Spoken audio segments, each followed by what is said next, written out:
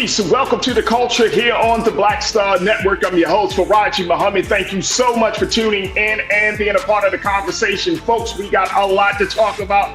And of course, today is our kickoff for our special series, the Black Men Summit, where we're going to be redefining and celebrating Black manhood. Let's talk a little bit about the latest against former President Donald Trump, as a gag order has officially been issued. We'll talk about that. We'll also check in with Dr. Bridget today for today's Reclaim Your Wellness. And at 4 p.m. Eastern Time, folks, we get into it. We're going to talk about Black men in faith and spirituality. We're going to be joined by Pastor Jamal Bryant of New Birth. We're also going to be joined by Imam Abdul Salam and spiritual healer and meditational healer, Brother Zentola. So we're going to have that conversation. And of course, with you, my culture crew. So let's get right into it. You're tuned into the culture right here on the Black Star Network. Let's go.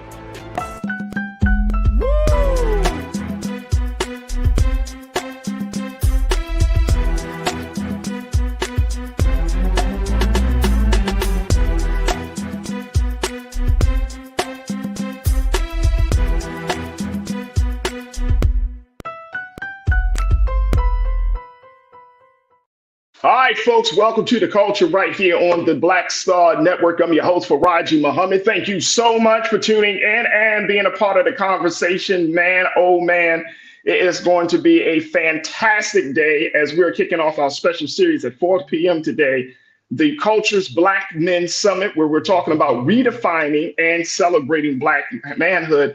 And this is all on the day today, October 16, 2023. It was 28 years ago today, folks, that nearly, some would say 2 million, some would say nearly 2 million, but over 1 million Black men gathered and convened on that great mall on Washington. And we're going to have the conversation about Black men as we talk about Black men in faith and spirituality. It is a momentous day, a day of great history, a day of great reflection, and a day to shift the conversation about what we can do to use that momentum 28 years ago to power the space that we're in right now. So we're going to get into all of that in a little bit. But first, let's talk a little bit about former President Donald Trump, who continues to be in the news, folks, as the president now has officially been issued a gag order. And this is coming from Judge Tanya Chutkan. She put it out there, folks. Let me just tell you, she is a Black woman that is not joking around at all with the former president. Y'all remember that when he did go into for his hearing in D.C., for his hearing in New York, he came out of that courtroom and basically started bad-mouthing the judge and the court workers and all of the folks involved in just doing their job. Well, today, the judge issued this gag order. Let me share with you what she had to say on this, and then I'd love to get your take on this, crew. Make sure y'all follow us also. We're going to be, before we get to that, at least, let me just let folks know, thank you. Make sure y'all check us out we're streaming on a number of various platforms, Amazon News on your Fire TV, Amazon Video on Prime Video. We're also streaming on Freevee as well as Plex TV, and you can check us out there. And right now we're streaming on YouTube. Just go to Roland Martin's YouTube page and check it out and be a part of the culture crew for today. All right, Lise, let's go to the piece around Judge Chutkan, how she issued this gag order. The order restricts Trump's ability to publicly target court personnel, potential witnesses, or the special counsel and his staff. The order does not impose restrictions on disparaging comments about Washington, D.C., where the jury will take place, or certain comments about the Justice Department at large, both of which the government requested. This is not about whether I like the language Mr. Trump uses, says Judge Tanya Chutkan. She said this is about language that presents a danger to the administration of justice. His presidential candidacy does not give him carte blanche to vilify public servants who are simply doing their jobs. Folks, I want to get your take on this, folks, around this situation. What's your take on this? And do you think she's making the right decision in issuing this gag order that against the former president? And we know that his mouth gets him into a world of trouble Let me just share with y'all are checking in and say that's Judge Tanya Chutkan right there. One of the many, she's one of the black women that's looking to stop the Trump train. And I think it's absolutely like, I don't know if it's ironic. I don't know if it just happens to be this way, but her, Fonnie Willis, and other black women are leading the charge against Donald Trump. Very, very significant. There's a lot of meaning, I think, in that situation, but we'll talk a little bit about that later. But let's see what you got to say, Cruz, when y'all checking in. I see my peoples are in here heavy today, wanting to be a part of these conversations. I see you, Deidre Hall. Hey, Deidre, good afternoon. Pauline Hurt, good afternoon. Thank you so much for checking in. My big brother, Damon Blissett, Pastor. Peace, brother Damon. Thank you so much for checking in. Jacqueline Boateng, how are you, Jacqueline? Hey, Tiana, good to connect with you once again. I see Naja Kennan. Naja, thank you so much for checking in. Cindy D, I see you. Lori Parks, I see you. Anastasia, you say peace and love for Farajii. Peace and love to you, Anastasia, as always. Thank you so much for being a part of the culture. And Maisha, my sister Maisha Essex is in here, man. The Sacred Purpose Coach is in the chat right now. Maisha Essex, thank you so much, Maisha, for checking in. Man, oh man. And Shiznick, you said, what up, bro? I hope I'm Shiznick. Nick. I'm going to say that again. Make sure I say that. What's up, brother? Good to see you, and thank you so much for checking in. All right, let's talk a little bit about this Trump situation. Lori, you said that Judge Chutkan is not playing. Lori Parks, you said she's not playing. No, she's not playing at all. She's not playing at all. And should she play? Oh, no. You should not play, because if this man is allowed to do this, y'all remember when we first started talking about this, we showed you the remarks that he made after the hearings and whatnot. And I think a number of you from the crew, y'all was making a point like, Farajii, how can a man how can he say certain things like this, right? And I was wondering the same thing, to be honest with you. And so I'm with the judge. You cannot administer justice if the person is on trial for a criminal charge, folks. I want us to put this in perspective. He's on trial for a criminal situation. Let me share this piece from CNN and kind of give you some more understanding about this. This is the thing, because she said Mr. Trump is a criminal defendant. He is facing 4 felony charges. This is Judge Tanya Chutkan. He is under the supervision of the criminal justice system, and he must follow his conditions of release. This is the question she asked Trump's attorney, John Lauro, who responded 100%. She asked the question, he does not have the right to say and do exactly what he pleases. Do you agree with that? He said 100%.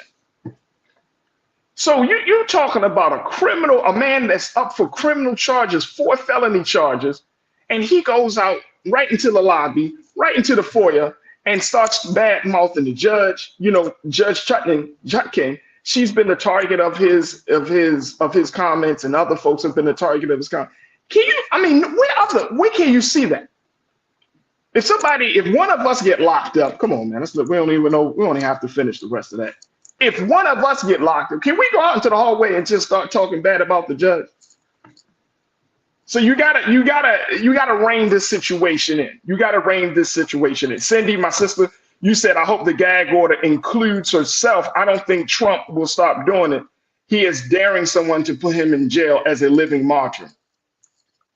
I think there's some truth in that, Cindy. I definitely think there's some truth in that.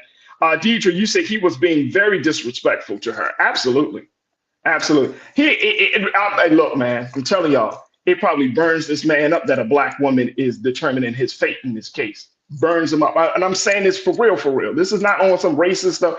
I'm telling you, it burns that man up. That she's a woman, for one, and then she's a black woman for another reason. Burns him up.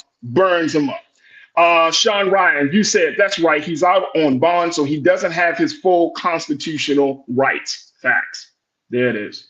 There it is right there. So, we will have to see how the situation plays out, if he's going to abide by this, adhere to this gag order. And if he doesn't, she told him there will be some consequences, and she says some sanctions on this situation. So we will have to see. But big shout out to Judge Chutkan, because no one even wants to hear this man keeps talking bad about the system that he's running to uphold, like, unless you, okay, if you wanted to be president of the United States of America and the legal system, the justice system is a part of this larger infrastructure, but you're bad mouthing these judges and everybody, that just gives us a sign as to where your mind, your heart, and your spirit is in trying to disrupt this whole situation and in a very, very fundamental way. And it opens the door. It opens the door, folks, for a lot of stuff to come down the pipe if this continues to happen. So I understand Judge Chutkan's viewpoint on this situation. Look, I got to take a quick pause. When we come forward, let's talk about health and wellness. Let's check in with our Dr. Bridget, MD. She's going to talk to us about mental health and why it's important for Black men to have hope.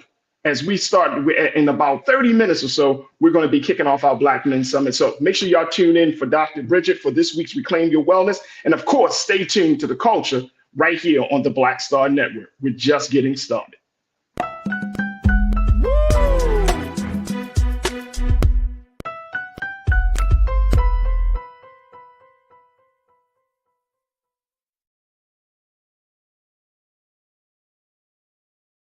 Black Star Network is here.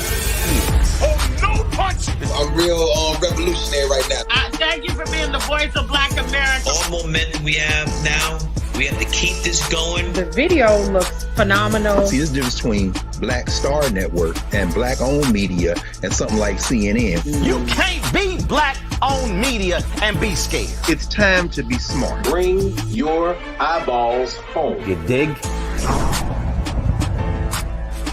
When you talk about blackness and what happens in Black culture, we're about covering these things that matter to us, speaking to our issues and concerns. This is a genuine people-powered movement. There's a lot of stuff that we're not getting. You get it, and you spread the word. We wish to plead our own cause. Too long have others spoken for us. We cannot tell our own story if we can't pay for it. This is about covering us. Invest in Black-owned media. Your dollars matter. We don't have to keep asking them to cover our stuff. So please support us in what we do, folks. We want to hit 2,000 people, $50 this month, raise $100,000. We're behind 100,000, so we want to hit that. Y'all money makes this possible. Check some money orders. Go to P.O. Box 57196, Washington, D.C. 20037-0196. The Cash App is $RM Unfiltered. PayPal is R Martin Unfiltered. Venmo is RM Unfiltered. Zelle is Roland at RolandSMartin.com.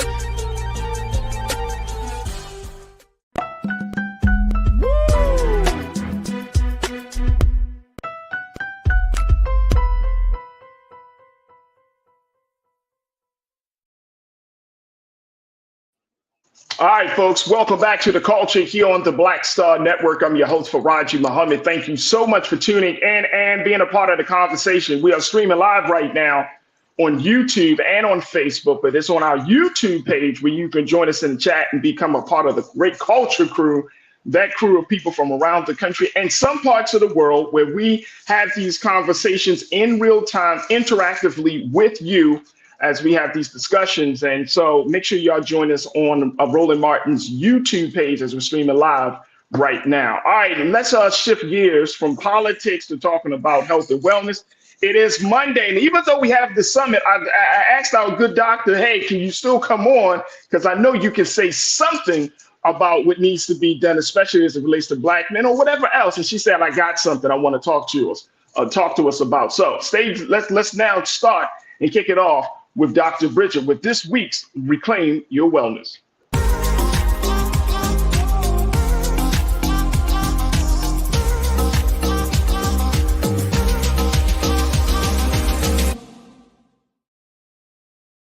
Dr. Bridget.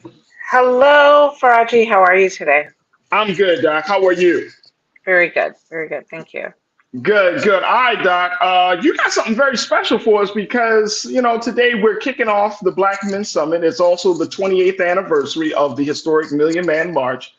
So You wanted to talk about something that I don't think a lot of doctors talk about, which is something that's not as tangible as medication and illnesses, but something different. Talk to us, Doc. What you got in mind? Absolutely. So, you know, we had conversation off camera earlier, and I remember the Million Man March incredibly well.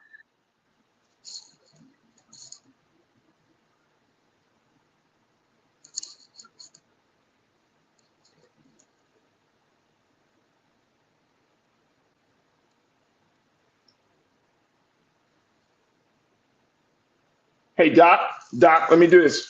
Your sound is off. Okay, yeah, we can't hear you. Oh, yeah. Let's see if we can get your sound off. Let's do this. Let's take a quick pause. Let's get this taken care of because I want to make sure that we hear every single word the Doc has to share with us about her experience and this conversation that she has for us. So stay with us, folks. It's The Culture right here on the Black Star Network.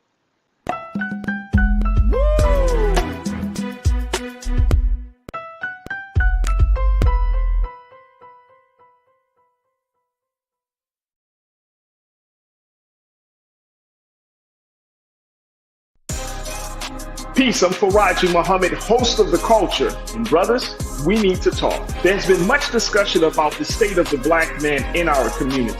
Whether it's in politics, education, or in the home, my brothers, we are struggling to lead the way, which is why The Culture will be hosting the Black Men Summit, where we'll be redefining and celebrating black manhood. This special series will kick off on the 28th anniversary of the historic Million Man March on Monday, October the 16th at 4 p.m. Eastern Time. I'll be talking to some of Black America's most prolific, dynamic, thought-provoking black men activists, scholars, and leaders about our role, our power, and our future.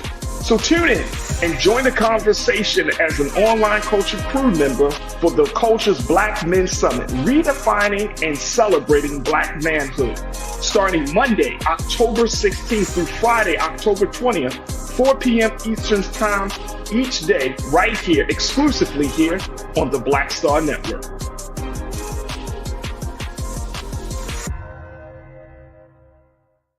Pull up a chair, take your seat. The Black Tape with me, Dr. Greg Carr, here on the Black Star Network. Every week, we'll take a deeper dive into the world we're living in. Join the conversation only on the Black Star Network.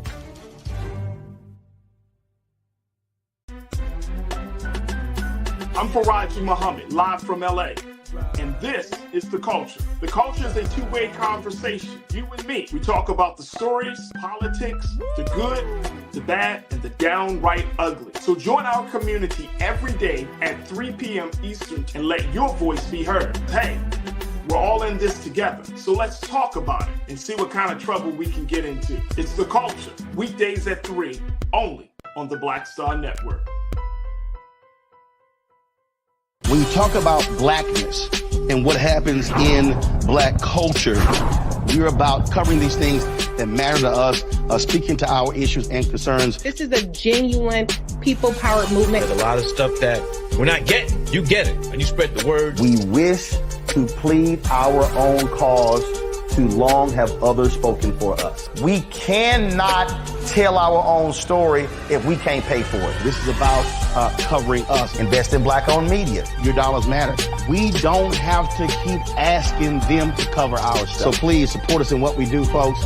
We want to hit 2,000 people, $50 this month, raise $100,000. We're behind 100,000, so we want to hit that. Y'all money makes this possible. Check some money orders. Go to P.O. Box 57196, Washington, D.C. 20037-0196. The Cash App is $RM Unfiltered. PayPal is R Martin Unfiltered. Venmo is RM Unfiltered. Zelle is Roland at RolandSMartin.com. Folks, Black Star Network is here. I'm real revolutionary right now. Support this man, Black Media. He makes sure that our stories are told. Thank you for being the voice of Black America, Roland. Stay black. I love y'all. All momentum we have now, we have to keep this going. The video looks phenomenal. See, there's a difference between Black Star Network and black-owned media and something like CNN. You can't be black-owned media and be scared. It's time to be smart. Bring your eyeballs home. You dig?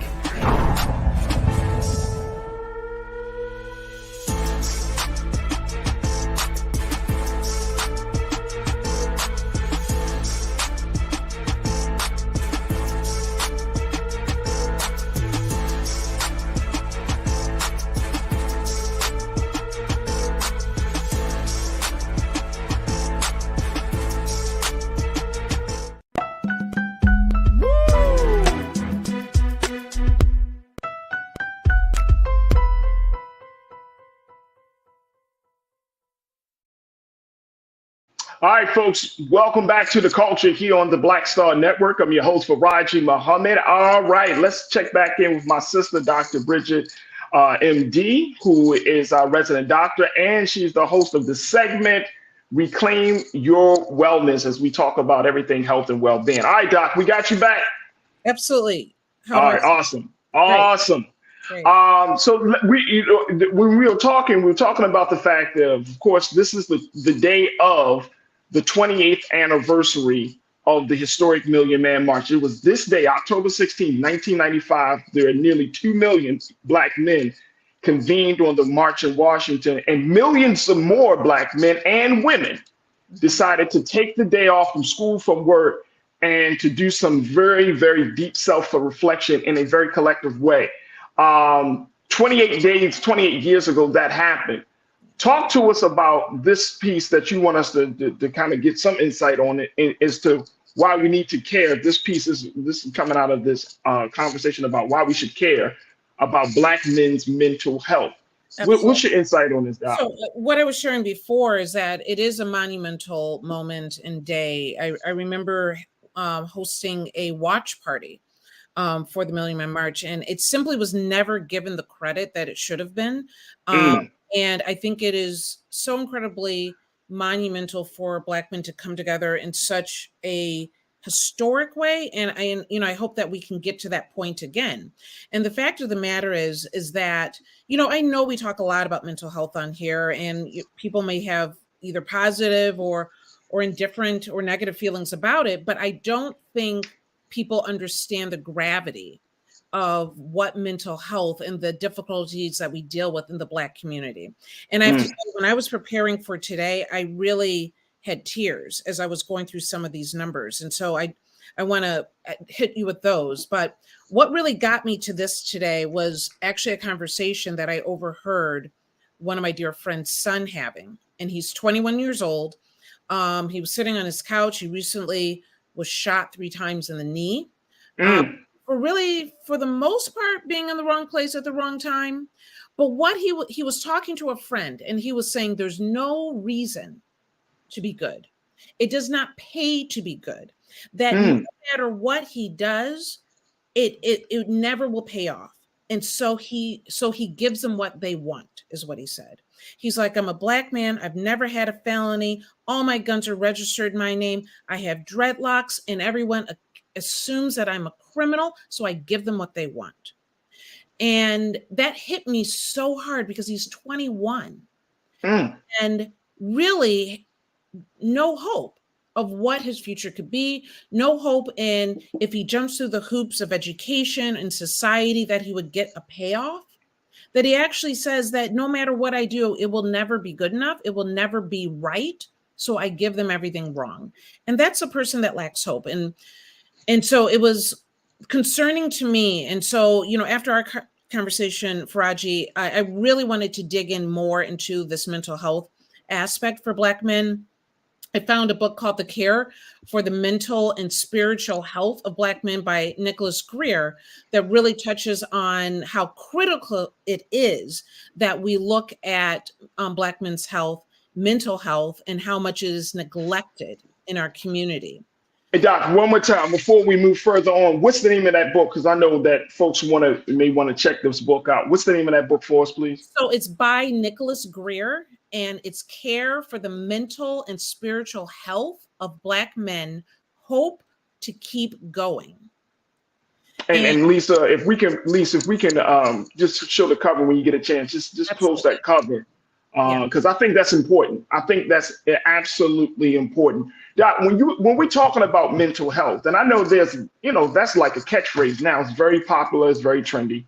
But when you're saying it as it relates to Black men, what are some of the big things that we need to really be either talking about, looking out for? I mean, like you're saying, the fact that a 21-year-old is at that place in his life where he's given up and said, you know what, I'm not trying to be good no more. Right. Crew, I want y'all to think about this and certainly join us in a conversation as we stream it live on YouTube under Roland Martin. If a 21 years old, who we would deem as having all of these years ahead of him, right, is already come to this conclusion at 21, That's a problem.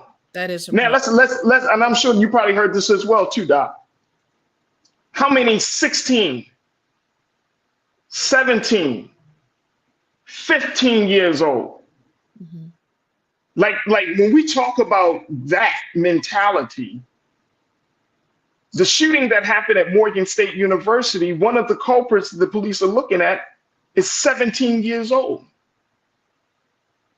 So something is really like fundamentally happening here. Absolutely. We're 100% in a mental health crisis in the Black community, period. And we all know about Black on Black crime. We all know about Black shootings in our community. But the fact of the matter is, suicide is the third leading cause of death for Black men between ages 15 to 24. Third leading cause. No one talks about that the mental health crisis is particularly evident for Black men. In 2018, the suicide rate for Black men was 4 times greater than for Black women. No one connects Black men with suicide. And when I heard this young man talking, my thought is that this is someone, when you lose hope, that's where depression comes. And what are we doing? We teach men that to bottle up their emotions, right? That their anger is threatening, that their emotions are weakness, that they're taught to be hyper masculine. And when you have all of that, when you're told to bottle up, not feel, not suggest, not express, it is depression, it is anxiety, it's unregulated emotions and outbursts when it does come out. And it can lead to violence.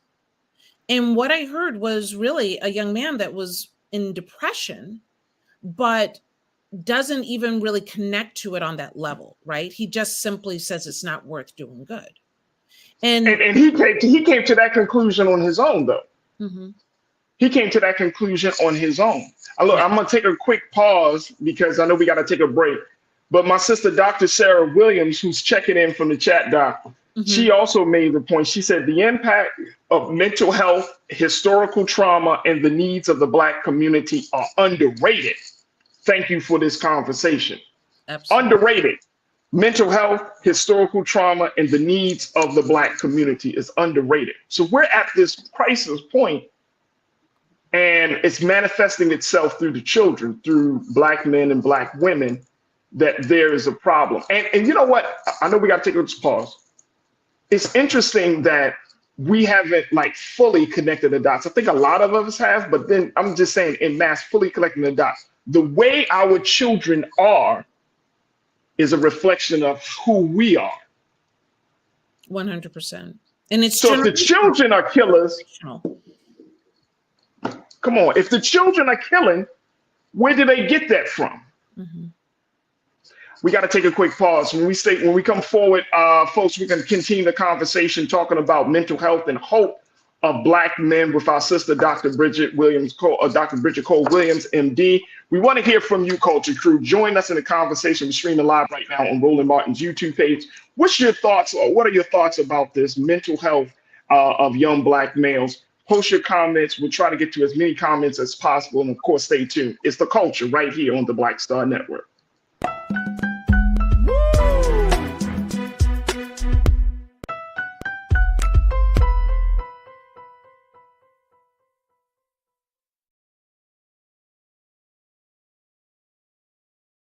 When you talk about Blackness and what happens in Black culture, we're about covering these things that matter to us, speaking to our issues and concerns. This is a genuine people-powered movement. There's a lot of stuff that we're not getting. You get it, and you spread the word. We wish to plead our own cause. Too long have others spoken for us. We cannot tell our own story if we can't pay for it. This is about covering us. Invest in Black-owned media. Your dollars matter. We don't have to keep asking them to cover our stuff. So please support us in what we do, folks. We want to hit 2,000 people, $50 this month, raise $100,000. We're behind 100,000, so we want to hit that. Y'all money make this possible. Check some money orders. Go to P.O. Box 57196. Washington, D.C. 20037-0196. The Cash App is $RM Unfiltered. PayPal is R Martin Unfiltered. Venmo is RM Unfiltered. Zelle is Roland@RolandSMartin.com.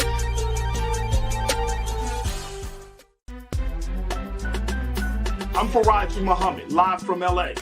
And this is The Culture. The Culture is a two-way conversation. You and me. We talk about the stories, politics, the good, the bad, and the downright ugly. So join our community every day at 3 p.m. Eastern and let your voice be heard. Hey, we're all in this together. So let's talk about it and see what kind of trouble we can get into. It's The Culture. Weekdays at 3, only on the Black Star Network. Folks, Black Star Network is here. Oh, no punching! I'm real revolutionary right now. Support this man, Black Media. He makes sure that our stories are told. Thank you for being the voice of Black America, Roland. Stay black. I love y'all. All momentum we have now, we have to keep this going. The video looks phenomenal. See, this difference between Black Star Network and black-owned media and something like CNN. You can't be black-owned media and be scared. It's time to be smart. Bring your eyeballs home. You dig?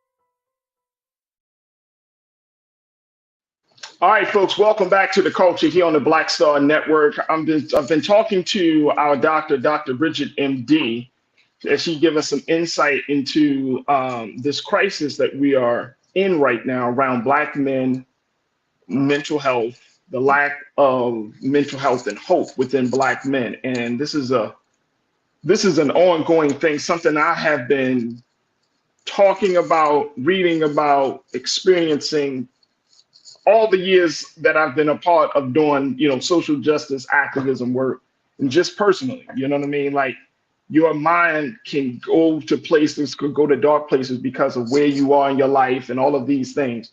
So Doc, we only got a couple of moments left, but what are some of the ways that Black men can start to turn the tide on this? And more importantly, how can the community, whether it's the women in their lives, the families, and the community, start to help to turn the tides on this? And that if we're seeing a 21-year-old like the one you saw and overheard in our own families, that we can address that like right then and there and start the process of finding some healing for that young brother. Absolutely. So I definitely think that if you're, seeing someone like my friend's son, which I talk to regularly, and when I heard that, I realized I need to dig in a little bit more. And so sometimes when we get in uncomfortable emotional places, because it's uncomfortable, people pull away. I'm asking people to not pull away and to say, I heard what you said and I understand why you say it, but there are options for your future. There are options for your life, and really kind of dig into what are they thinking and why. And then really kind of say, is there some depression going on? Because you should have hope for your future, despite the situation that you might have been around or what might be around in the community. You can have a different life. The one thing that really hit me is that we as a community, we don't often reach out for mental health services. And it's because of a great distrust of health services, historically, and, being rejected and because of racial trauma, oppression, being marginalized, we don't necessarily dig in like we should. The one thing I would say, even to our professionals, is that there's ways to make sure that you're providing adequate care for Black men. Number one, I've talked about this before. Cleveland has a group called Ghetto Therapy. It is where people come together. It's a group therapy situation along with having a psychotherapist and other professionals that come in to support them. So see if there's something like that in your community, but also be mindful is that make sure that you are working with therapists that do not have personal biases. There is an assessment test that therapists are supposed to take, implicit association test, that determines if they have a bias against men, Black men, skin color, race, whatever it may be. So they know that they are not built to take care of you. And maybe they can fix their problem. Because I think will really turn us away is when we get that one therapist that makes us feel worse than what we did coming in. The part is there's a test for cultural sensitivity, and it's called the cultural formulation interview. And it also then assess whether this therapist can be culturally sensitive enough to work in the Black community. It is my job. I don't expect patients to go in and ask about this, but it is my job when I refer you to a therapist to make sure that this is on board. And these tests are something that I've not seen before. It is something that I'm going to push to make sure that the people that I'm referring to, if I don't know their skill set personally, I better know that they have at least been under this examination to make sure that they can take care of my patients. Absolutely. These are excellent recommendations. And I would highly recommend, just to add on to what you already said, really putting the time and the work. It makes a world of difference. I've been to therapy. I'm going to tell y'all, folks, I'm one of them guys. I don't play around. I've been to therapy. And it's interesting because the current system of things that we're a part of, in the spaces of feminism, they talk about patriarchy, right, Doc? And they're saying that patriarchy not only abuse women, but it abuses men. Our sister, late great Bell Hooks, she wrote a book called, and I'm telling y'all brothers, y'all need to read this book, The Will to Change. And she's talking about how we have become emotionally unattached from ourselves. And it starts with growing up and conditioned by men and women to make us feel like if a boy cries, it's a sign of weakness. Right. To make us feel like that the only way for a boy to become a man is that he has to show aggression, that he cannot be loving, he cannot be nurturing, right? Like all of these cultural messages that we get when we're a boy, it sticks with us all throughout our childhood. And I think every one of us as Black men, we have one of those incidents. We have a tipping point moment in our lives where we wanted to express our real authentic self, but then that moment happened and we kind of came back in, we closed up. Yeah. And that's when, as as Bell Hooks put it, the psychological terror started. During those moments. Let me share this from Real Brooklyn and others who are checking in, my crew members real quick. Real Brooklyn, you say Black men feel that they have the least power to affect social change, hence feeling alienated by society and social programs, which unfortunately gives experience in the criminal justice system. That's from facts, Real Brooklyn. We do. We feel the least amount of power. And guess what, Doc? When we don't feel power in the world, we don't feel power in the community, then you got to come home and the woman in your life make you feel powerless. Right.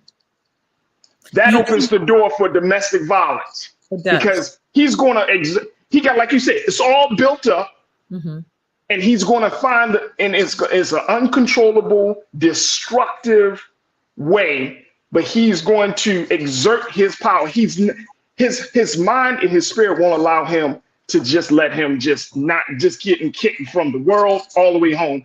So it's domestic violence. Absolutely. Right. It's going to pop at some point. And I work a lot with former prisoners coming back into society. And if you think it's bad out in the regular world, you are definitely taught in prison that you do not show emotion or express anything, for that matter, right?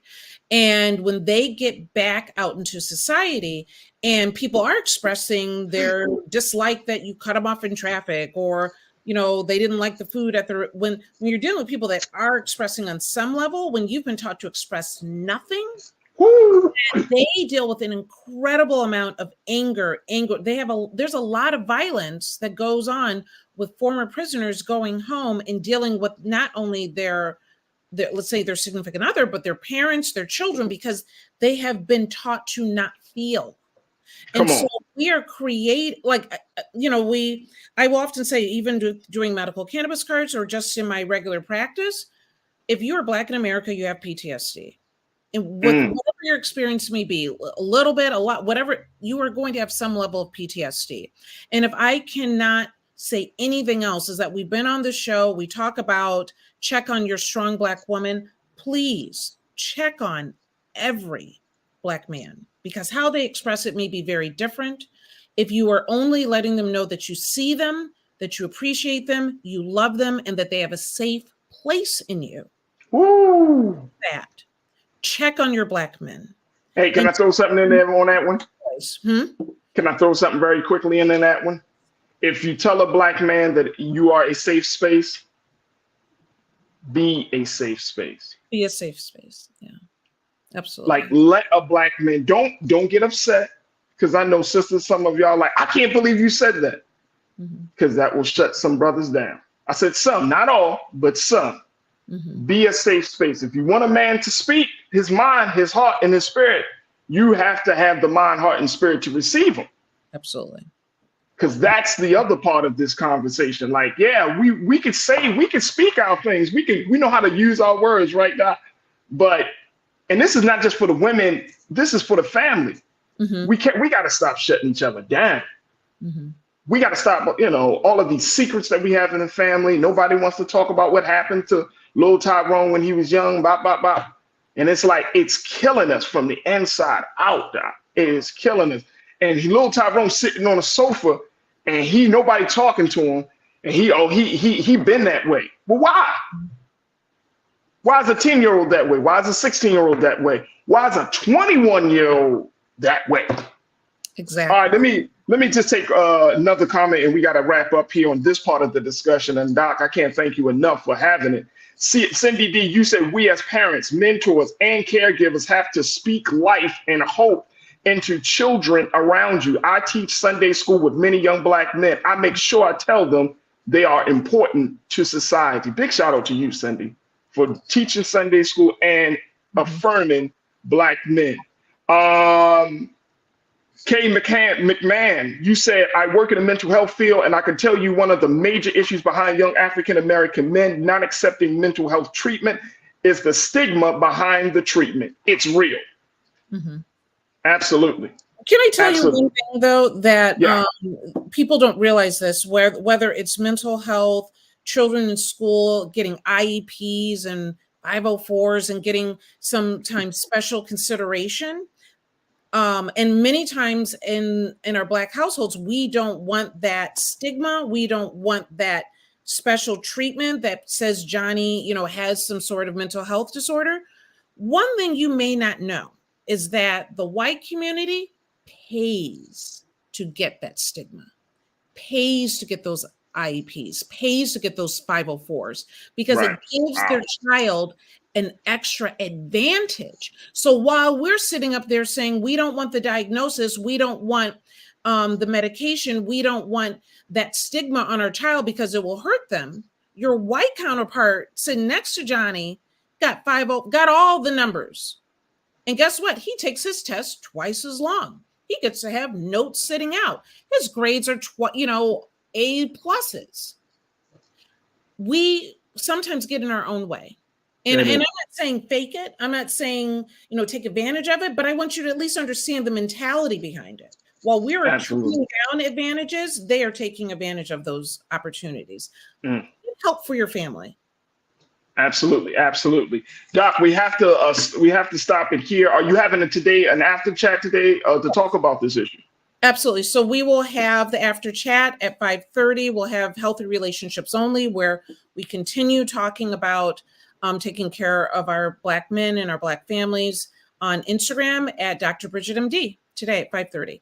There it is, folks. Make sure y'all tune in and follow Dr. Bridget on all social media platforms. And make sure y'all tune in here because she's here every Monday giving us some dope information and some recommendations and some ideas and her expertise about health and wellness. And of course, y'all can follow her on social media once again. But Doc, thank you so much for having this discussion and being so good for the culture, as always.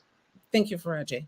Absolutely. All right, folks, we got to take a quick pause. When we come forward, let's kick it off. Let's have our first conversation about Black men in faith and spirituality. Joining us will be Pastor Jamal Bryant, Imam and student minister Abdul Salam, and my brother Zentola, who is a spiritual and meditational healer. So stay tuned. That conversation is on the other side right here, exclusively here on the Black Star Network. We'll be right back.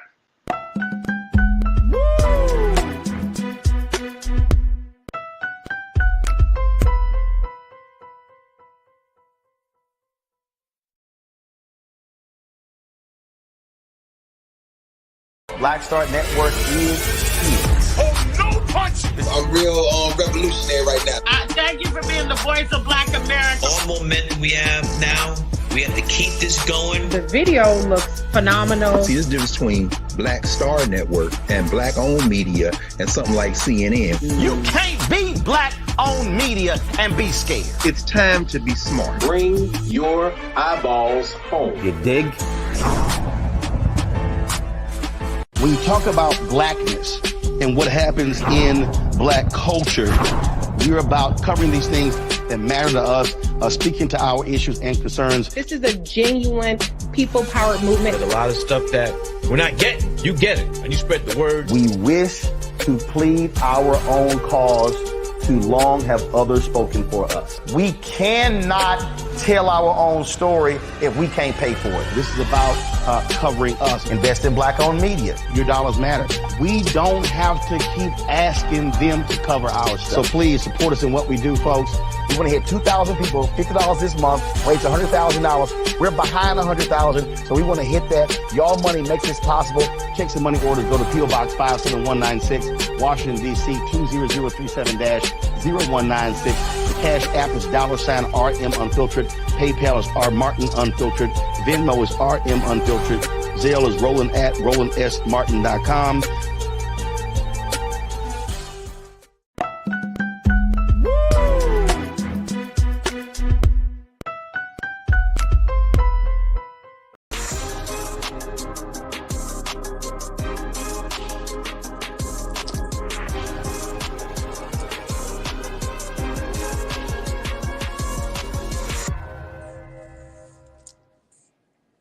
Folks, welcome to the culture and welcome to the culture's Black Men Summit, where we're going to be talking about it all week long, how we're redefining and celebrating Black manhood. And today, we wanted to kick off the conversation the best way that we could. And the only way to do that is to first talk about our connection to our Creator, to our God, our sense of spirituality. Now, this comes on the day of the 28th anniversary of the historic Million Man March. It was October 16th, 1995, 28 years ago, where over 2 million or nearly 2 million Black men convened on the Great Mall on Washington. That call was due to the Honorable Minister Louis Farrakhan, but he wasn't by himself. It was a call that was made through him, but it was a call that also brought in so many different folks, different leaders, both men and women, communities together for a historic demonstration. So as we have this conversation, we want to look at the principles that were laid out 28 years ago, the principles of atonement, the principle of reconciliation, and the principle of responsibility, and use that as the guiding force for this conversation, and let this conversation set the tone for this week's conversation about Black men. But before we get into our very special guest, let's go back to the sights and to the sounds of that historic day of October 16th, 1995 in Washington, D.C. To affirm the positive among us.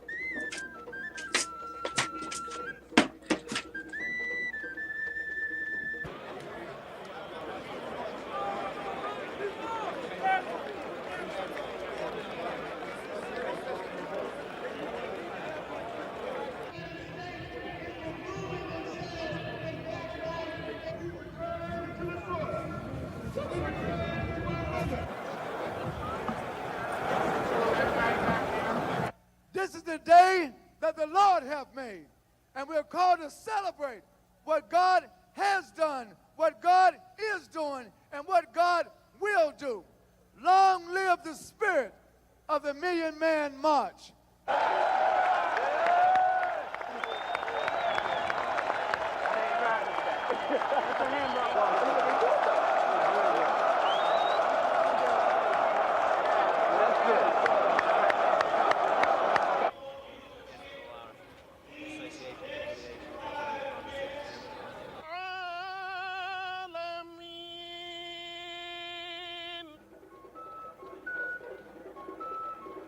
And this isn't about Farrakhan. This is about respect, unity, and love for the brothers. And we're trying to get something out of this, out of life.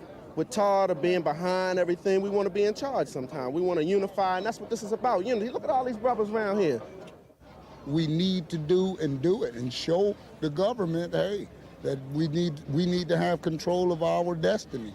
We're choosing who our leaders are in the black community, and we're not just going to accept anything anymore. We're going to come together. We're going to register people to vote and go back to our community, go back to my neighborhood, register my friends and stuff to vote, and we'll take it from there.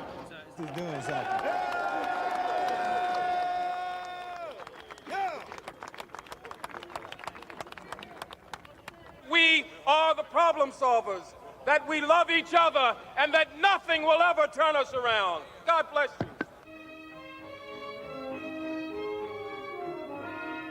Strong men keep on a-coming. Strong black men keep on a-coming. Strong black men just keep on a-coming. We love you.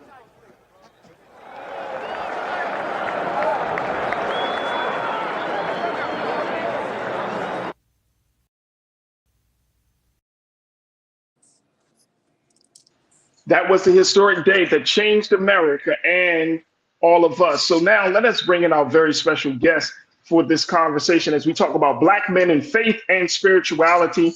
I am joined by three dynamic brothers who are doing their work to change the culture and the conversation about us being in faith and spirituality. First and foremost, I have my big brother. He is a brother that's been on the ground for years. He has done so much for the community, and more importantly, he continues to be a light in the great city of Baltimore. We are so happy to have him joining us. He serves as the Baltimore representative for the Honorable Minister Louis Farrakhan, the student minister, and Imam. Our big brother, Brother Imam Abdul Salam, is joining us. Brother Imam, assalamu alaikum, and thank you so much, dear brother, for joining us for this summit. Wa alaikum salam, and thank you for having me on this great platform. And as you know, all of us from Baltimore and really throughout the nation are very proud of you in your growth and development. And we thank Brother Roland for giving you such an opportunity to serve our people on such a great level. I'm happy to be here.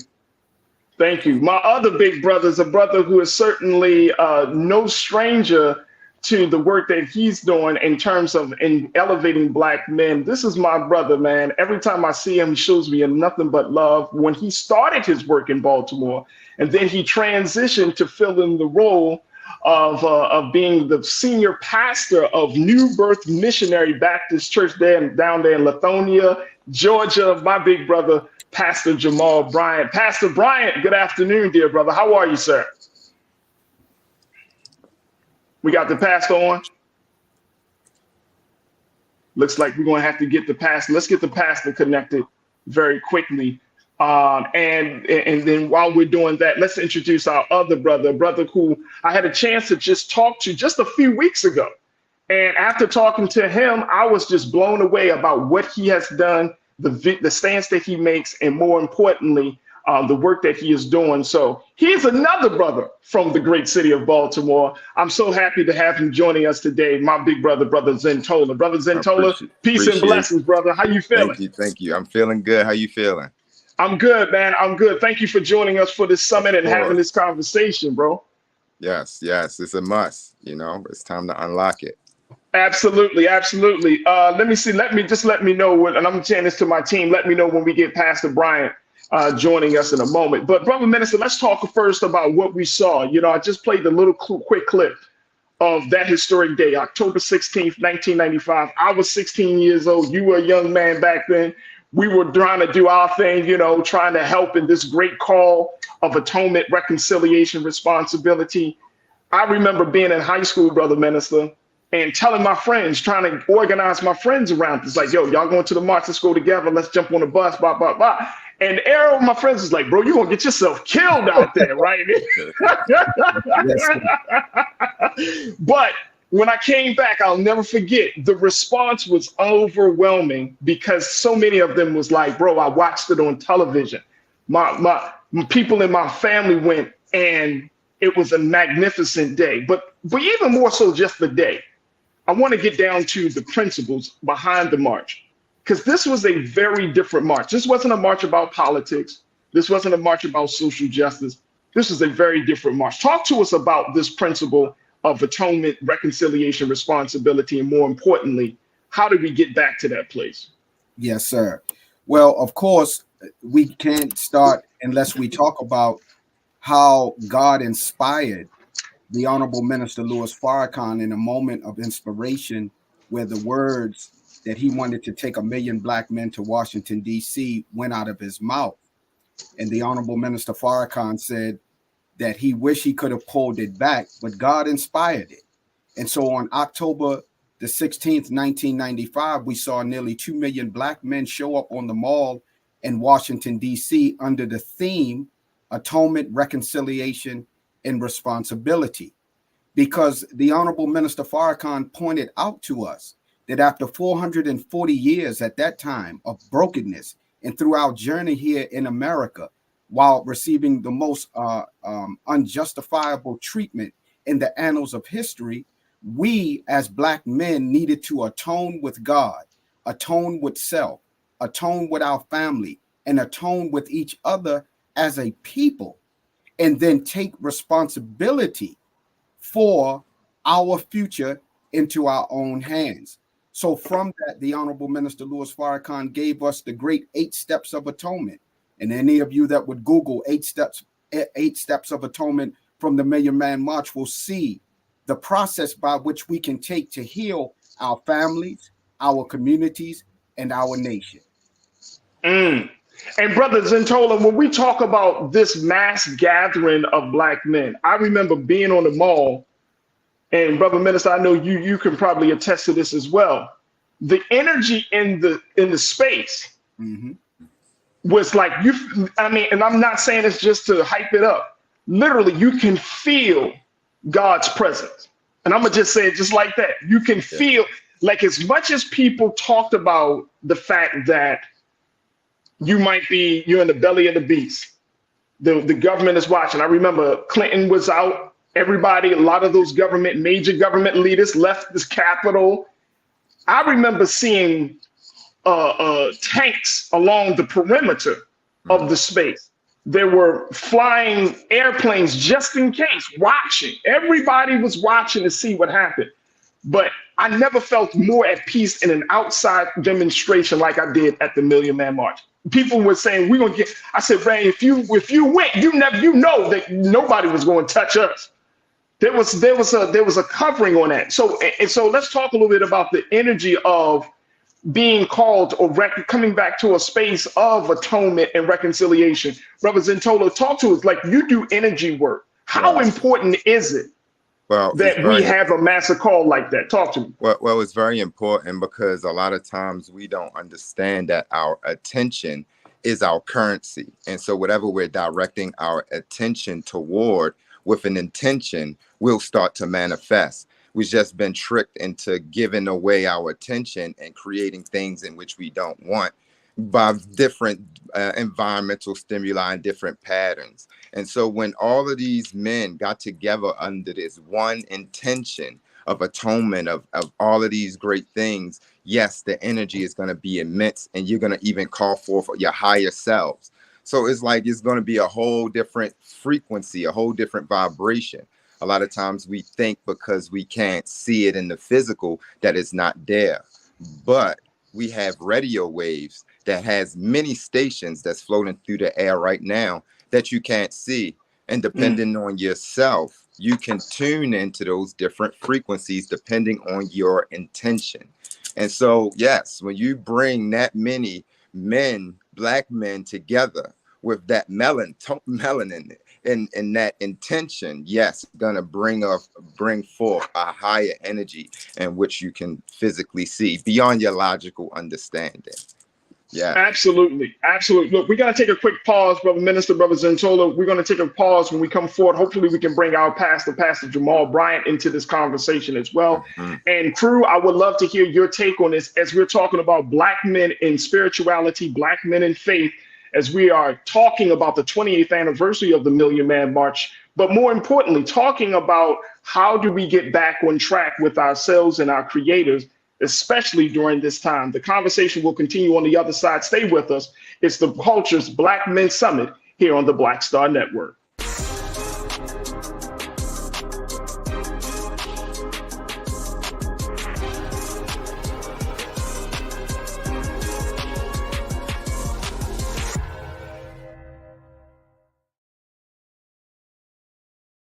When you talk about blackness and what happens in black culture, we're about covering these things that matter to us, speaking to our issues and concerns. This is a genuine people-powered movement. There's a lot of stuff that we're not getting. You get it, and you spread the word. We wish to plead our own cause. Too long have others spoken for us. We cannot tell our own story if we can't pay for it. This is about covering us. Invest in black-owned media. Your dollars matter. We don't have to keep asking them to cover our stuff. So please support us in what we do, folks. We want to hit 2,000 people, $50 this month, raise $100,000. We're behind 100,000, so we want to hit that. Y'all money makes this possible. Check some money orders. Go to P.O. Box 57196, Washington, D.C. 20037-0196. The Cash App is $RM Unfiltered. PayPal is R Martin Unfiltered. Venmo is RM Unfiltered. Zelle is Roland@RolandSMartin.com.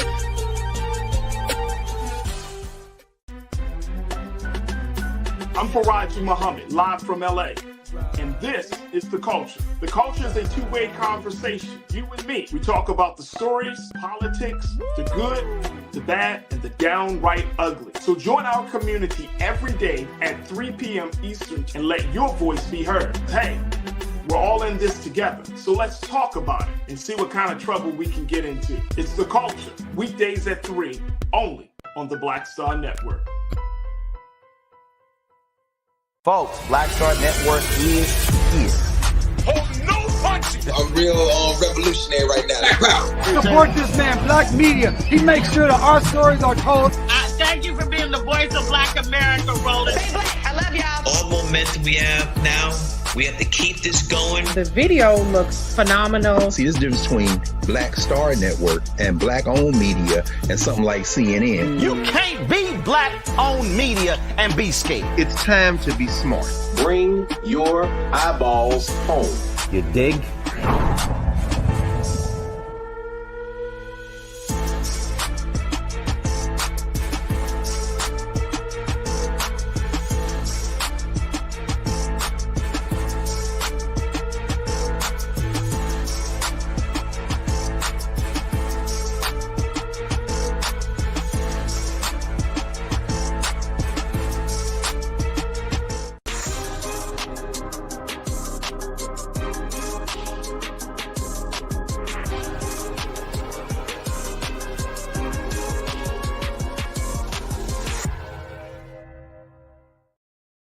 All right, folks, welcome to the Culture's Black Men Summit, where we're redefining and celebrating Black manhood. I'm your host, Farajii Muhammad. I've been talking to my brothers as this is the kickoff conversation as we talk about Black men in faith and spirituality. There's no other conversation that can happen until we had this one. So this is why we've decided to have this first to set the tone for this week's set of conversations. And so I've been joined by brother student minister and imam, brother Abdul Salam, who serves as the Baltimore representative for the Honorable Minister Louis Farrakhan, and also joined by my brother who is a meditational spiritual healer and author, brother Zentola. We're just having the start of a dynamic conversation. Brother Minister, I want to get your take on what brother Zentola was just pointing out.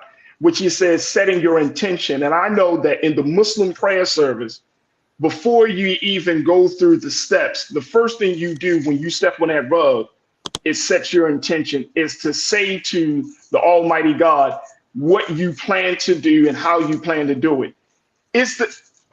Are we looking at a situation in Black America, especially among Black men, that we don't know our intention because of all of these other issues that are happening? Like, how did we get to that place that we're going to set our intention? Because we saw it in 1995. Mm-hmm. We saw it in those, subsequent marches. We saw it at the 20th anniversary for the Justice of the Million Man March at the Justice of Else. Some people would say, oh, we need another march. Some people say we need a different leader.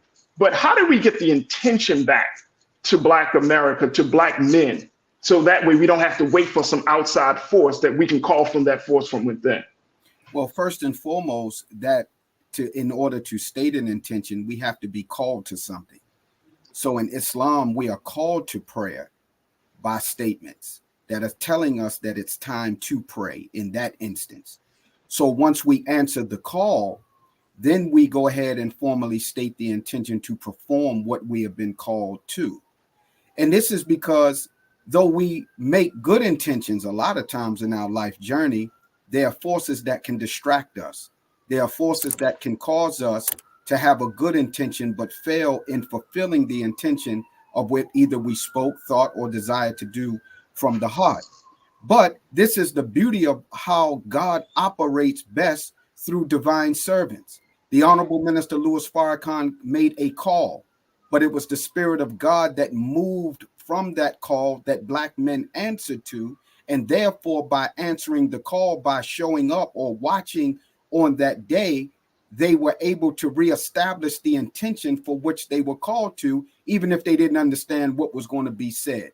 But by the end of the Honorable Minister Farrakhan's message, he caused us to see that it was important for us because we desired to want to do something, to join a Black organization that was serving our people, to join a spiritual house, whether it is the church, whether it is Islam or some faith tradition that could feed our souls and feed our minds, and then get involved in some format of community struggle by joining on to those that were already working. So in 2023, going into 2024, there are a lot of distractions going on today, just as it was in 1995.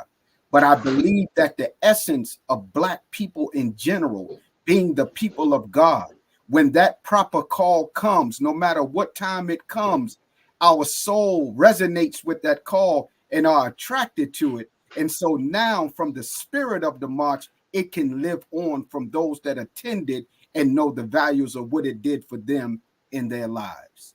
Brother Minister, I love that comment and that response. I'm going to go back to you then, Brother Zentola. I want to bring this to you. In order for you to get into that space, you have to have a heart. I remember the minister, and there's a clip of the Honorable Minister Louis Farrakhan saying this, Brother Minister and Brother Zentola. He said, I was given the call for this march, but if I was a hater, if I was a man that did not want to see the best for all of humanity, not just for Black people, then how would you justify the response that you saw in 1995 if I didn't have the heart to make the call? And I think that's where it is. It's like now we're at a place right now, Brother Minister, like a lot of the challenges that are facing Black men in Black America, but more importantly, Black men, it gets down to the very heart of who we are. It takes away our sense of emotion. As our sister Dr. Bridget talked about, it takes away our sense of humanity.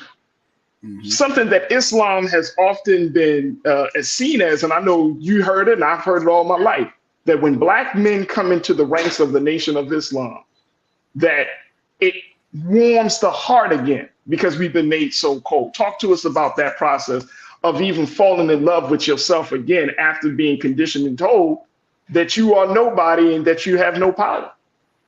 Well, I can say that the beauty of seeing the example in the fulfillment of what the words of the Honorable Elijah Muhammad and the Honorable Minister Louis Farrakhan have done for so many Black men specifically, but in general, Black men and women and families across America and throughout the world, that when I saw the example of the teaching, not knowing what it would do for me, once I got around that energy, as my beautiful brother talked about, when your heart and your soul is reaching for God, even though you may be limited in knowledge, it's reaching.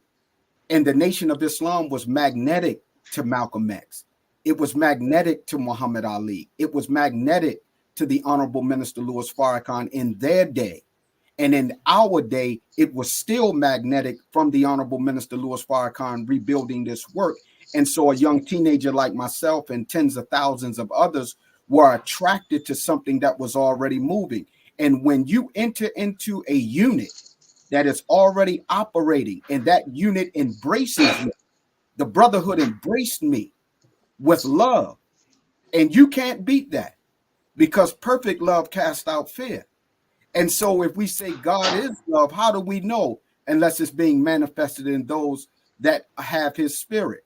And so Black organizations that have also benefited in that way have understood the qualifying reality of what Minister Farrakhan taught me and teaches me as a student.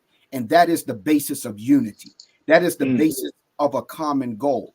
The Honorable Elijah Muhammad said that our unity would solve 95% of our problems. And his minister has caused us to see and understand from the Honorable Elijah Muhammad, his teacher, that our unity is more powerful than any type of atomic or nuclear bomb. So we just got to get busy on living what we say, and we will attract and be magnetic to the people that need that saving grace, power, love, and unity. Brother Zentola, I want to get your take on this. And I got word that Pastor Bryant is now technically ready. So I want to take a few extra minutes to get his take as well, because we only have limited time with him. But Brother Zentola, what's your take of that in terms of the heart, cultivating the heart, so that way you can hear the call to set the intention? Yes, it's very important. A lot of times, like what my brother just said, unity is very much needed. But before we can have unity, we must first find ourselves. We must first heal the inner things that we have been going through or going through turmoil with. And so, yes, unity is like, think about it like this. When you have traumas, let's look at the traumas like, let's look at them like thorns that are in you, all right? And so even when you go to hug someone else, that can cause you pain. And it's not that this person is trying to cause you pain. It's because those traumas sitting on the surface, even when it's a good act or a nice act, it could still cause you pain. And so the other way I also explain traumas is, think about hands that has been worn so much that they get callous. The callus is built up on the hands to protect the hands from keep getting abrasions. And so this is how not being healed, where you can't feel. See, once you start healing those callus will start going down, and then you can feel and find your sensation of where when you touch something, you can actually feel it. And so once we're at a place where we can pour into ourselves and we know how to tap into higher vibrations from there and understanding who we are and finding ourselves, then we can now extend love to others. It's just like the cup, you can't pour from a cup that's not even full, that you don't even have anything yourself. You can't pour from an empty cup.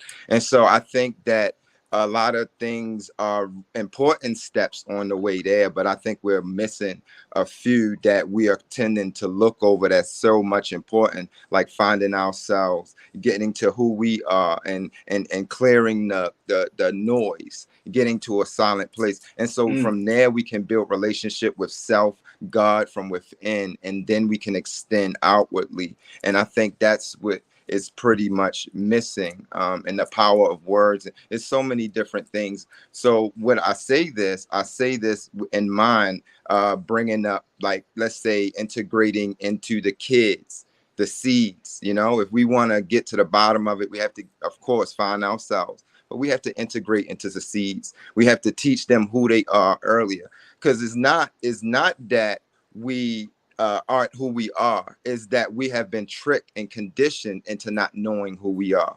It's just like the lions in the zoo, and there's one man is controlling all of these lions. It's because they don't know that they're lions. They have been conditioned to think that they are kittens. And I think that's the same with us. We have been conditioned into not knowing our power, not knowing how to access our power, and putting everything outside of ourselves. And so now we put in this responsibility on our alignment and our spiritual alignment on everyone else, and we are lacking the relationship with the words, the vibration, and the thoughts that we need to align with that energy. And from there, it'll guide you. That's why I can never tell no one what to do. I only would say, let's get into a quiet space and let's get in an alignment where you will then know what to do.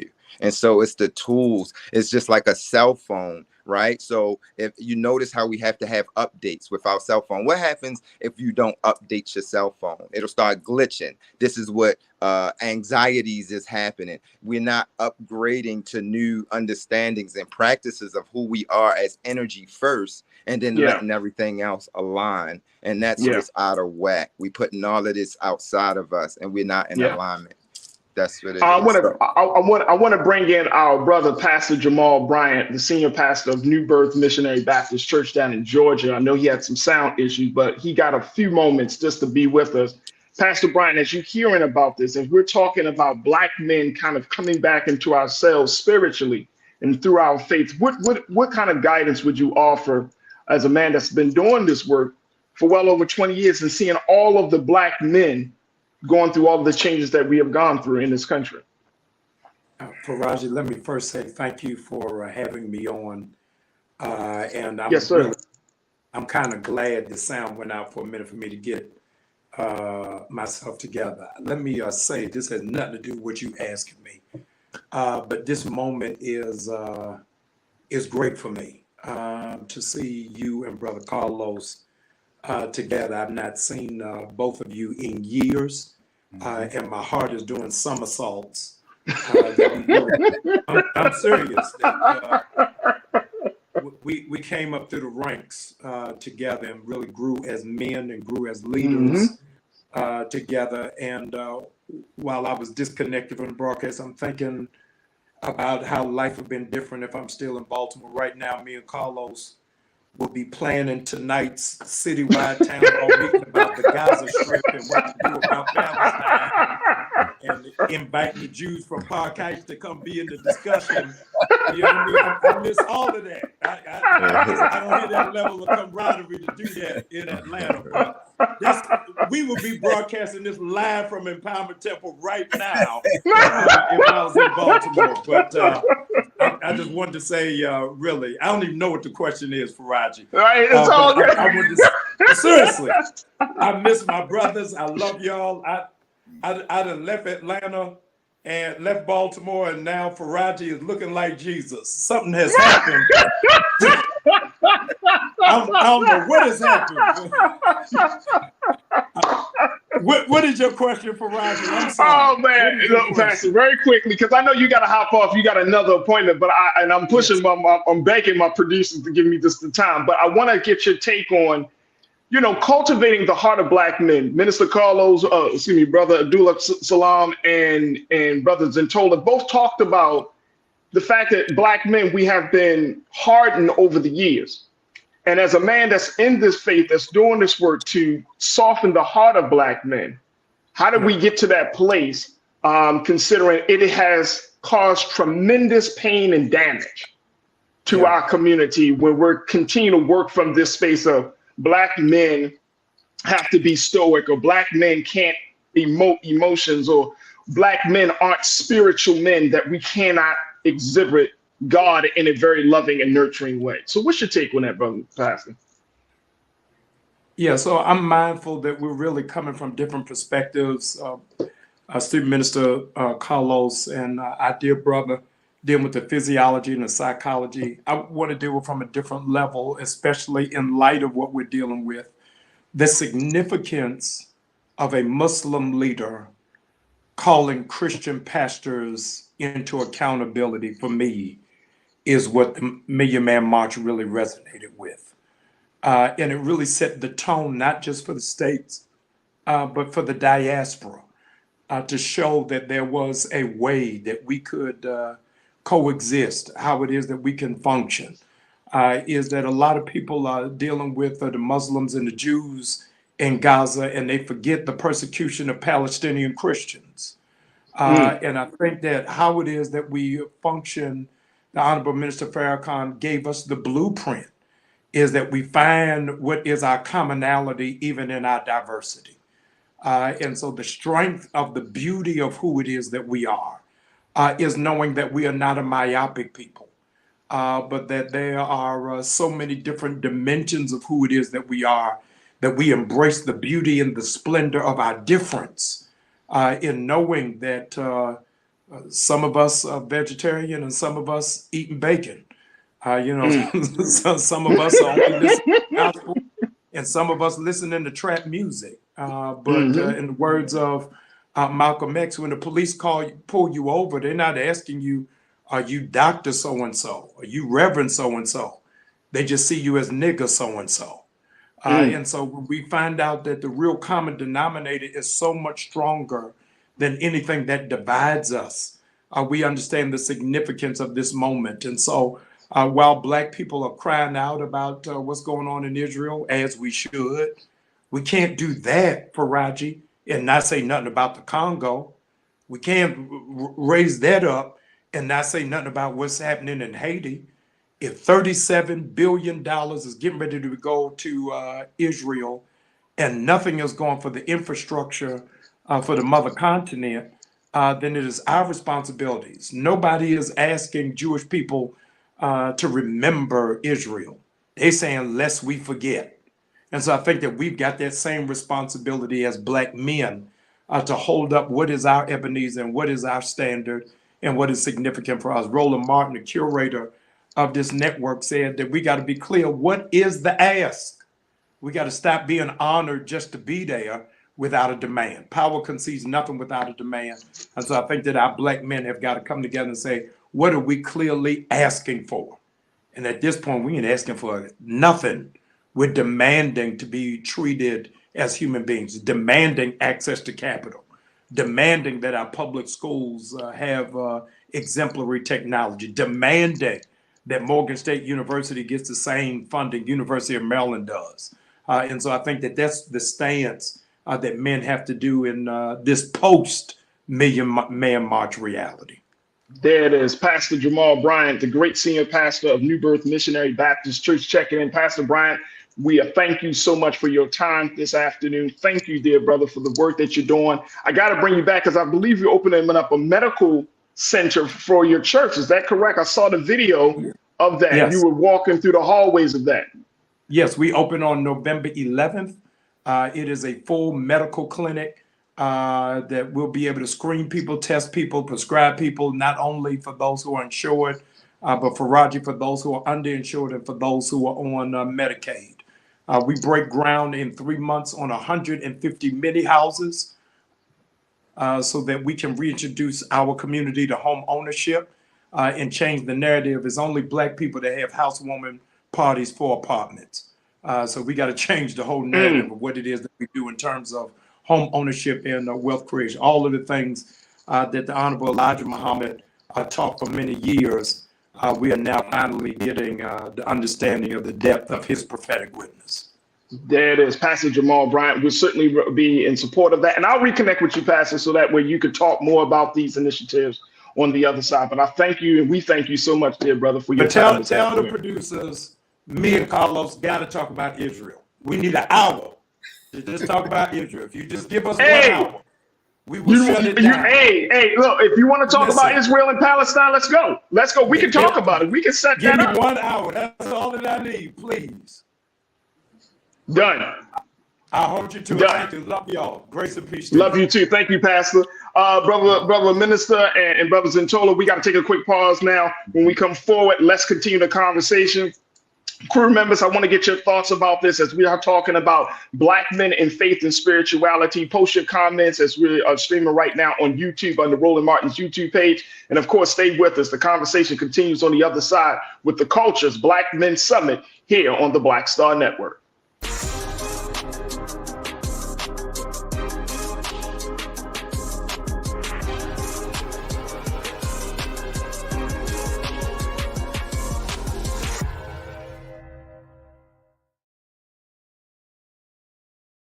Pull up a chair, take your seat. The Black Tape with me, Dr. Greg Carr, here on the Black Star Network. Every week, we'll take a deeper dive into the world we're living in. Join the conversation only on the Black Star Network.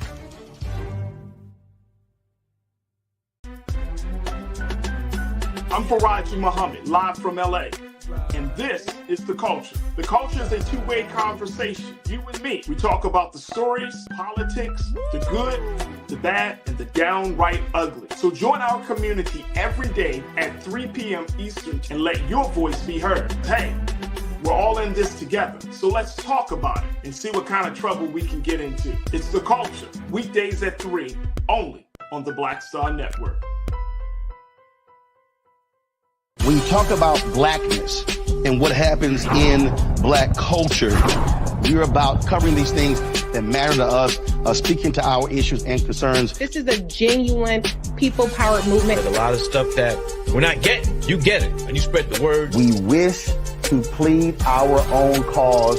Too long have others spoken for us. We cannot tell our own story if we can't pay for it. This is about covering us. Invest in black-owned media. Your dollars matter. We don't have to keep asking them to cover our stuff. So please support us in what we do, folks. We want to hit 2,000 people, $50 this month, raise $100,000. We're behind 100,000, so we want to hit that. Y'all money makes this possible. Check some money orders. Go to P.O. Box 57196, Washington, D.C. 20037-0196. The Cash App is $RM Unfiltered. PayPal is R Martin Unfiltered. Venmo is RM Unfiltered. Zelle is Roland at RolandSMartin.com. Folks, Black Star Network is here. Oh, no punches! I'm real revolutionary right now. Support this man, Black Media. He makes sure that our stories are told. Thank you for being the voice of Black America, Roland. Stay black. I love y'all. All momentum we have now, we have to keep this going. The video looks phenomenal. See, this difference between Black Star Network and black-owned media and something like CNN. You can't be black-owned media and be scared. It's time to be smart. Bring your eyeballs home. You dig?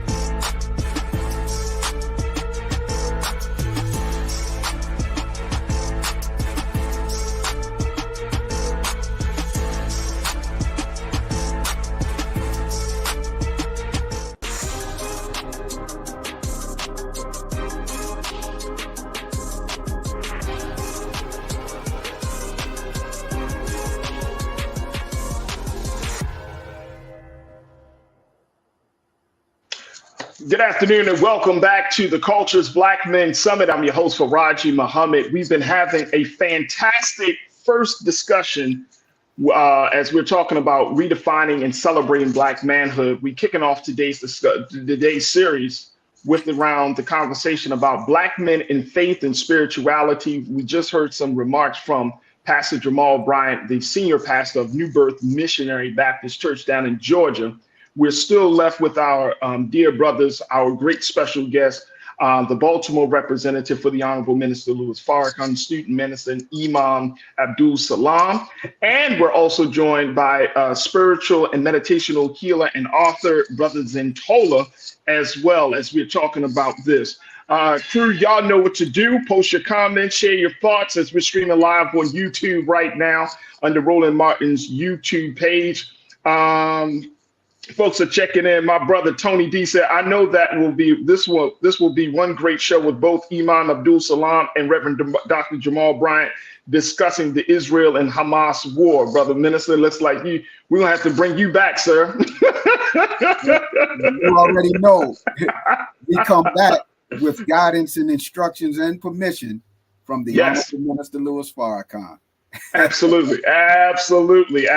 Let me check in with other folks because people are talking about this. My man, you don't like my music. You say culture changes people, not politics. This is why I love this show. And that's why we love you. You don't like my music. We love you. We appreciate you, man, for checking in. And I want to speak to that point because here's another part of this. There is a growing and changing dynamic, Brother Zentola and Brother Minister, that's happening among Black men, and particularly and Black folks in this country. Pew Research, they did this study back in 2021. And one of the things that they found is that first, Black people in America are the most religious group of people demographically than any other people in this country. This is from 2 years ago, folks. We're the most. This speaks volumes about where we are with this. But then the other thing, here's this other part about it. And at least let's go to quote one on this one, where they're talking about in this Pew Research study. It shows that the findings show that Black Americans are more religious than the American public as a whole on a range of measures of religious commitment. For example, they are more likely to say that they believe in God or a higher power and to report that they attend religious services regularly. They also are more likely to say religion is very important in their lives and to be affiliated with a religion and to believe prayers to ancestors have protective power and that evil spirits can cause problems in a person's life. Now, here's that part. This is from Pew Research. But then on the other side, Brother Minister and Brother Zentola, take a look at this. Let's go to quote number 2, that a Pew Research study confirms Black Americans, who are demographically the most religious in the country, are turning away from organized religion in large numbers. In 1 decade, 11% fewer Black people considered themselves Christians, and 7% more claim to be unaffiliated with any religion, or in some people's category, they would say they are more spiritual. Brother Zentola, talk to us. What is happening here right now? And then, Brother Minister, I'd love to get your take on this. What is happening where now you have more people say, I'm spiritual, not religious, making this distinction? And how does this play on how a Black man sees himself in relationship to his relationship with God and with the Creator? Yes. So I believe that what's happening is, religion, it has you like in a certain group, where spirituality, it kind of gives you the room to understand who you are and the connection with your Creator without some place or someone outside of you dictating you. What I believe, religion is like, think of religion like turning on the water. You can get water from the spigot and it's controlled, right? Spirituality is like tapping into a spring. You can't turn a spring off.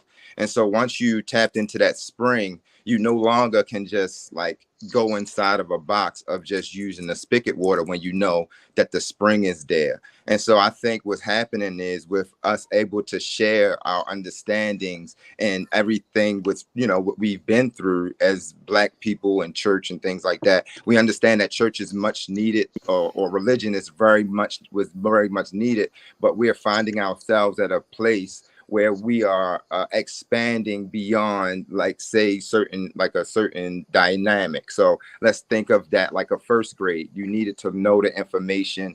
You needed to learn about certain things. But now we're at a place of convergence, of integration. And so if you know these things that you've learned in these different books and these religions, and you're not converting them, you're not integrating these things into your life, well, then you don't get the change or the transformation. And so I believe that what's happening is people are more so opening their minds and their understanding on, like, what are they connected to and what is actually in alignment with them.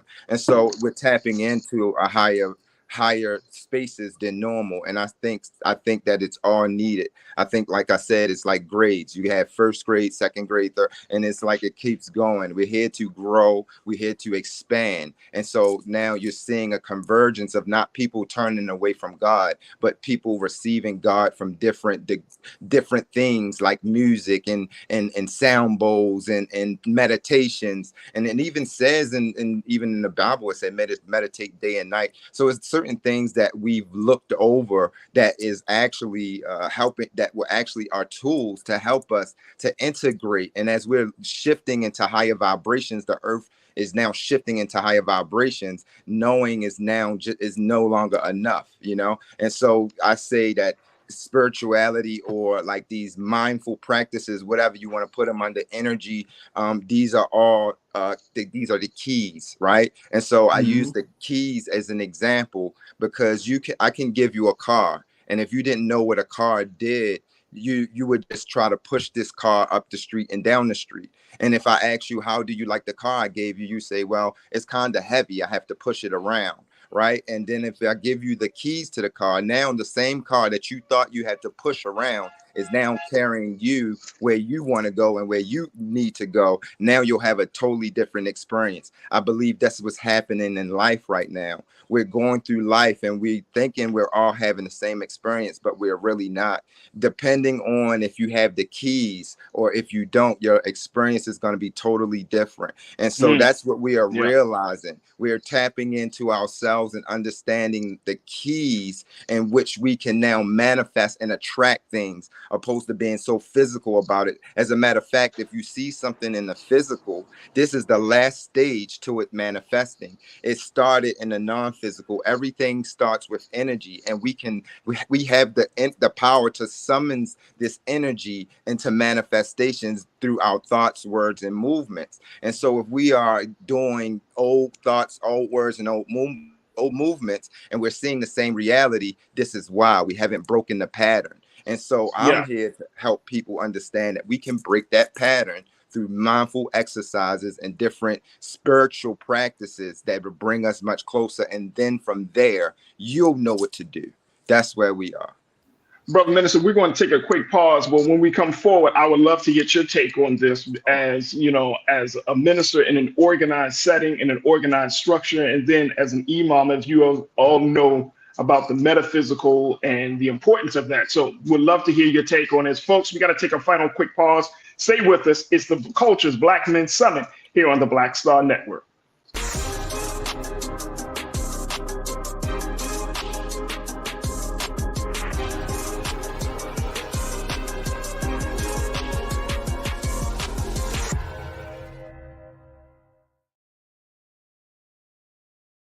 Folks, Black Star Network is here. Hold no punches. I'm real revolutionary right now. Support this man, Black Media. He makes sure that our stories are told. Thank you for being the voice of Black America, Roland. Stay black. I love y'all. All momentum we have now, we have to keep this going. The video looks phenomenal. See, there's a difference between Black Star Network and Black-owned media and something like CNN. You can't be Black-owned media and be scared. It's time to be smart. Bring your eyeballs home. You dig?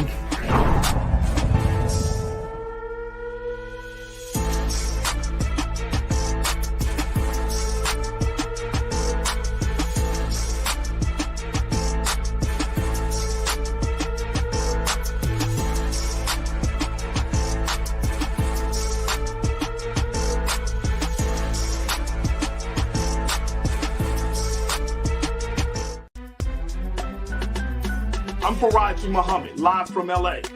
And this is The Culture. The Culture is a two-way conversation. You and me. We talk about the stories, politics, the good, the bad, and the downright ugly. So join our community every day at 3 p.m. Eastern and let your voice be heard. Hey, we're all in this together. So let's talk about it and see what kind of trouble we can get into. It's The Culture. Weekdays at 3, only on the Black Star Network. When you talk about blackness and what happens in Black culture, we're about covering these things that matter to us, speaking to our issues and concerns. This is a genuine people-powered movement. There's a lot of stuff that we're not getting. You get it, and you spread the word. We wish to plead our own cause too long have others spoken for us. We cannot tell our own story if we can't pay for it. This is about covering us. Invest in black-owned media. Your dollars matter. We don't have to keep asking them to cover our stuff. So please support us in what we do, folks. We want to hit 2,000 people, $50 this month, raise $100,000. We're behind 100,000, so we want to hit that. Y'all money makes this possible. Check some money orders. Go to P.O. Box 57196, Washington, D.C. 20037-0196. The Cash App is $RM Unfiltered. PayPal is R Martin Unfiltered. Venmo is RM Unfiltered. Zelle is Roland at RolandSMartin.com.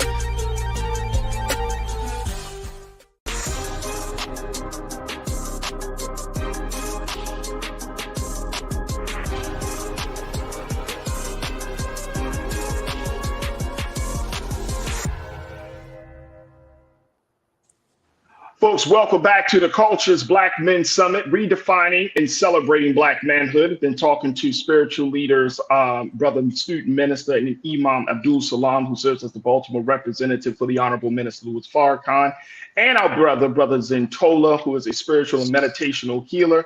We are gathered to have this conversation on the 28th anniversary of the historic Million Man March that happened 28 years ago today, folks, on October the 16th, 1995. And so we only saw fit to have this conversation kicking us off for this week of discussions around Black men and as we celebrate manhood. Brother Minister, I want to get your take on this piece from Pew Research and just this growing culture where we're finding a lot of our people. I hear it from a lot of sisters when you ask the sisters, like, what church you go to, or where's your faith home? Oh, I'm more spiritual. I don't. And these are not, quote unquote, like sisters that are not professional. You're talking about very high professional women who are Black women who are stepping away from the church, which has been the backbone, we know, of our community. And Black women in faith has been the backbone of our community. But what are we seeing here, Brother Minister? And how do we make sure that Black men, as we're talking about these changes and transitions, as Brother Zentola talked about, how do we make sure that Black men don't get kind of lost in the shuffle and then our spirituality is not being fed and cultivated? Well, I would first start by saying that there are a whole lot of polls taken about a whole lot of things, and especially about Black people and their experience in America. It's funny that people take polls and then we take the poll as the overall blanketing of as if it's true. But I would say this, that, Almighty God, as I'm taught from my teacher, the Honorable Minister Louis Farrakhan, did not come to establish a building. We're interested in buildings, mosques, church, synagogues, cloisters, temples. But if we ask the question, there are mega churches. There are mosques on the planet that hold millions. In Mecca, hold 1 million people. In Medina, 750,000 people at one time for prayer. We have large edifices that hold tens of thousands of people. But the question becomes, can any of these buildings hold all the people?